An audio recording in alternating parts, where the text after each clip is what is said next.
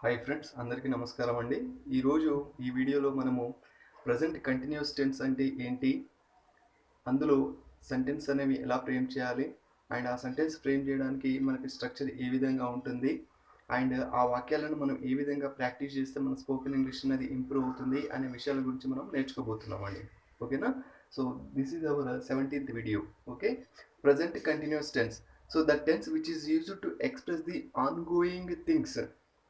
ongoing things or the present actions. So such type of tense is called present continuous tense.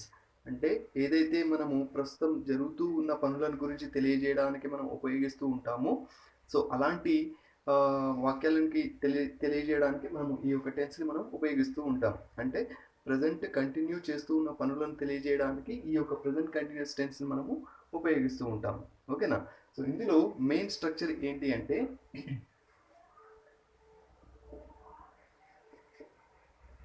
So main structure వచ్చేసి subject plus am, is, are plus V4 plus object. ఓకేనా? So main structure ఇదండి. Okay, ఈ టెన్స్లో main structure ఇది. Subject ఉండాలి, am లేదా is లేదా are plus V4 plus object ఉండాలని అంటున్నాం. సో సబ్జెక్ట్ అంటే సేమ్. సో మనం ఏవైతే సబ్జెక్ట్స్ మనము సింపుల్ ప్రెజెంట్ టెన్స్లో మనం నేర్చుకున్నామో అదే విధంగా ఇక్కడ కూడా సబ్జెక్ట్స్ సేమ్ ఉంటాయి. నేను ఇదివరకే చెప్పాను. ఏది మనం ఏ టెన్స్లోకి వెళ్ళినప్పటికీ కూడా మనం ఏవైతే సబ్జెక్ట్స్ ఉన్నాయో ఆ సబ్జెక్ట్సే మనకి ప్రతి టెన్స్లో ఉంటాయి. I, we, you, they, he, she, it, names. So ఇవే సబ్జెక్ట్స్. సో వాటిని మళ్ళీ మనం ఇక్కడ నేర్చుకోబోతున్నాం. ఓకేనా? సో సబ్జెక్ట్స్ ఉన్నాయి మనకు I, we, you, they, he, she, it, names అనేవి సబ్జెక్ట్స్ ఉన్నాయి. అయితే మనకి ఇక్కడ ఈ టెన్స్లో ఈ స్ట్రక్చర్లో మనకి యామ్, ఈజ్, ఆర్ అనేవి మూడు హెల్పింగ్ వర్బ్స్ ఉన్నాయి. ఈ మూడు ఏంటంటే హెల్పింగ్ వర్బ్స్. వీటిని ఏమంటాము? Helping verbs. So helping verbs అంటే ఏంటివి? సహాయక క్రియలు.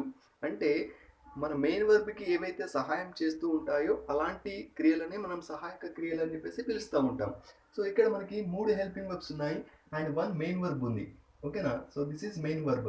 V4 అనేది మెయిన్ వర్బ్ అండ్ ఆబ్జెక్ట్ ఉంది. సో ఆబ్జెక్ట్ అంటే so on which the action takes. ఓకేనా? సో దేనిపైన అయితే మనం యాక్షన్ ఉంటుందో సో దాన్ని మనం ఆబ్జెక్ట్ అంటున్నాం ఇక్కడ. ఓకేనా? సో ఇక్కడ V4 అనే వర్బ్ ఉంది అండ్ ఆబ్జెక్ట్ ఉంది. సో ఇక్కడ యామ్, ఈజ్, ఆర్ అని చెప్పేసి మూడు హెల్పింగ్ వర్బ్స్ ఉన్నాయి కదా. సో ఈ మూడు హెల్పింగ్ వర్బ్స్ ఉన్నాయి కాబట్టి మన యొక్క సబ్జెక్ట్స్ ఏవైతే ఉన్నాయో ఈ సబ్జెక్ట్స్ని కూడా మనం మూడు భాగాలుగా విభజించుకోవాలి. ఓకేనా? అంటే ఏ సబ్జెక్ట్ ఉన్నప్పుడు మనం ఏ యొక్క హెల్పింగ్ వర్బ్ హెల్ప్ తీసుకోవాలి అన్న ఇన్ఫర్మేషన్ కూడా మన దగ్గర ఉండాలి. సో ఇక్కడ సింపుల్ ప్రెజెంట్ టెన్స్లో మనం సబ్జెక్ట్స్ని రెండు రకాలుగా డివైడ్ చేసుకున్నాం. అదేనండి, I, we, you, they and he she it names అని చెప్పేసి డివైడ్ చేసుకున్నాం.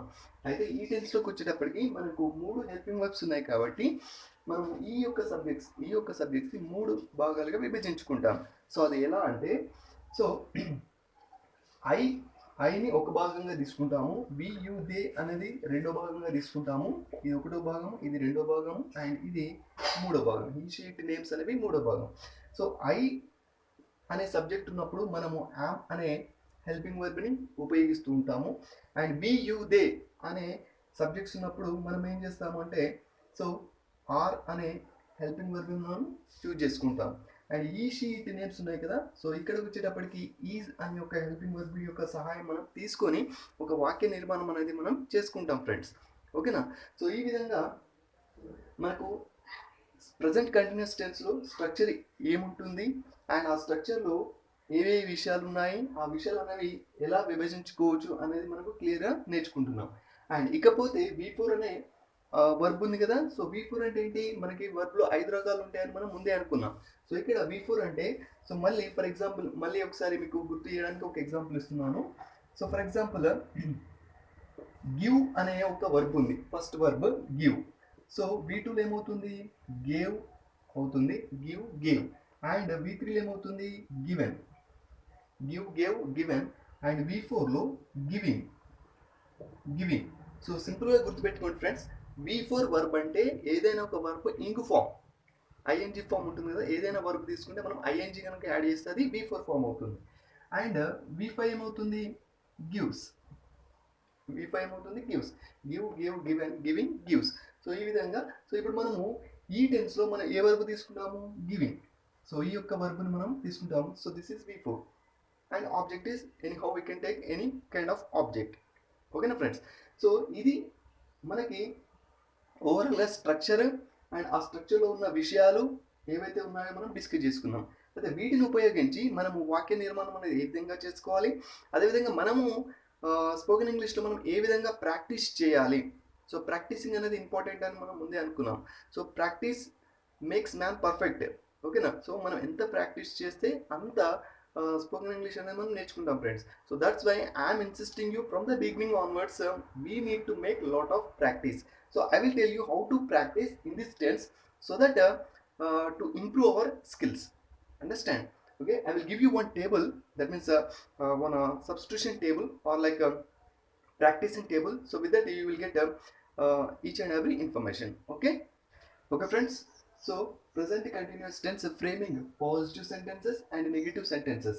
Okay, so now I am giving you positive sentences examples. So by using this table, okay, by using this table, so according to the structure we took subject, helping verb, V4 and object. అంటే మన structure ప్రకారంగా subject ఉంది, helping verb ఉంది, అంటే subjects లో అవన్నీ అన్నీ ఉన్నాయి. ఐ వి యు దే ఈ షీట్ నేమ్స్ ఉన్నాయి. హెల్పింగ్ వర్బ్ లో యామ్, ఈజ్, ఆర్ కూడా తీసుకున్నాము. అండ్ V4 లో అన్ని V4 వర్బ్ ఇంక్ ఫార్మ్స్ తీసుకున్నాం. Sending, learning, doing, speaking, listening, studying, writing, going అని చెప్పేసి అండ్ ఆబ్జెక్ట్స్ ఇవి తీసుకున్నాం. ఓకేనా ఫ్రెండ్స్? సో ఇప్పుడు మనము ఏ విధంగా ప్రాక్టీస్ చేయాలి అంటే, see for example this is positive sentences. Okay, this is for positive. Okay, I am sending message. I am sending message. నేను మెసేజ్ని పంపిస్తున్నాను అంటే ప్రజెంట్గా కంటిన్యూ అవుతుంది. And we're learning grammar. We're learning grammar. మేము గ్రామర్ని నేర్చుకుంటూ ఉన్నాము. You are doing homework. నీవు హోంవర్క్ చేస్తూ ఉన్నావు. They are speaking English. వారు ఇంగ్లీష్ మాట్లాడుతూ ఉన్నారు. Is listening to music. అతను మ్యూజిక్ వింటూ ఉన్నాడు. She is studying degree. ఆమె డిగ్రీ చదువుతూ ఉంది. It is writing exam. అది ఎగ్జామ్ రాస్తూ ఉంది. So we can take names. Names are nothing but we can take any person's names. Okay, either male name or female name. For example, Ramesh is going to college. Ramesh college ki veltu unnadu. So Suresh is going to college. Suresh college ki veltu unnadu అని చెప్పేసి మనం positive వాక్యాలను మనం తయారు చేసుకోవచ్చు. అయితే friends, practising అనేది ఎలా చేయాలి అనేది ఇంపార్టెంట్. ఓకేనా? సో నేను ఇప్పుడు ట్యాబ్లెట్ ఫామ్ ఇచ్చాను, ఒక్కొక్క వాక్యాన్ని మీకు తయారు చేసి చూపించాను. ఇది బాగానే ఉంది. అయితే సో మీరు స్వతహాగా ఎలా ప్రాక్టీస్ చేయాలి అంటే, ఫర్ ఎగ్జాంపుల్ ఇక్కడ ఐ అనే ఒక సబ్జెక్ట్ తీసుకున్నాం. So I am sending message. So ఇక్కడ మీరు ఐ ఆమ్ సెండింగ్ అంటే సెండింగ్ అంటున్నాం. సో సెండింగ్ మనము పంపడం. సెండింగ్ అంటే ఏంటి? పంపడం. సో మనం ఒక మెసేజ్నే పంపొచ్చా, ఇంకేమైనా పంపొచ్చా అనేది ఆలోచించాలి. For example I am sending message, I am sending a book, I am sending money. Okay, I am sending a table, I am sending some utensils.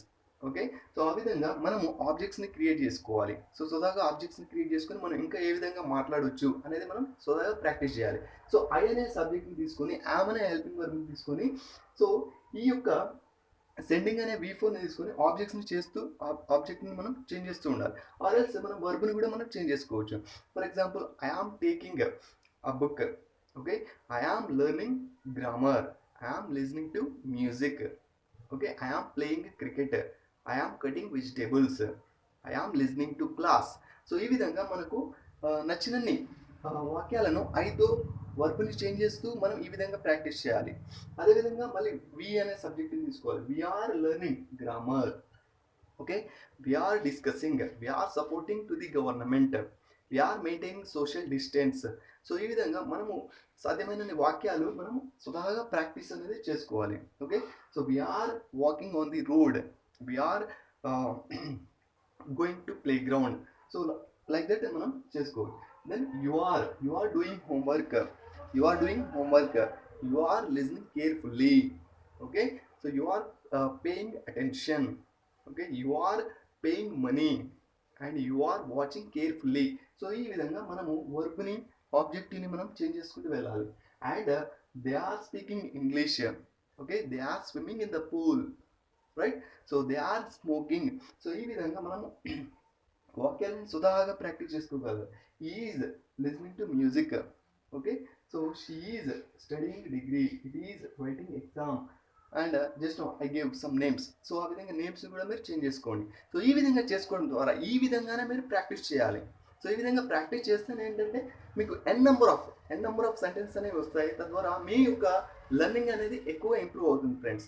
ఎందుకంటే ఫర్ ఎగ్జాంపుల్ మన ఇంట్లో జరిగే డైలీ యాక్టివిటీస్ కూడా ఉంటాయి కదా. సో వాటిని కూడా మీరు వాక్య రూపంలో మీరు తయారు చేసుకోవచ్చు. For example, I am waking up at 6 o'clock. I am waking up at 6 o'clock అంటే నేను 6 o'clockకి లేస్తూ ఉన్నాను. Okay. I am brushing my teeth at 6:30 AM. I am doing my bath okay at 7 AM. So ఈ విధంగా మన స్వతహాగా ఇంట్లో జరిగే పనులను కూడా మనము సెంటెన్స్ రూపంలో మనము ఫ్రేమ్ చేసినట్టయితే తద్వారా మనం ఎక్కువగా నేర్చుకోవడానికి ఆస్కారంగా ఉంటుంది. తద్వారా మీ యొక్క స్పోకెన్ ఇంగ్లీష్ అనేది ఎక్కువగా ఇంప్రూవ్ అవుతుంది ఫ్రెండ్స్. సో ఇవన్నీ ఏంటి అంటే మన పాజిటివ్ వాక్యాలు. అంటే మనం ప్రతి టెన్స్లో పాజిటివ్ వాక్యం ఉంటుంది, అదేవిధంగా నెగిటివ్ వాక్యం ఉంటుంది, అండ్ ఇంట్రోగేటివ్ వాక్యాలు కూడా ఉంటాయి కదా.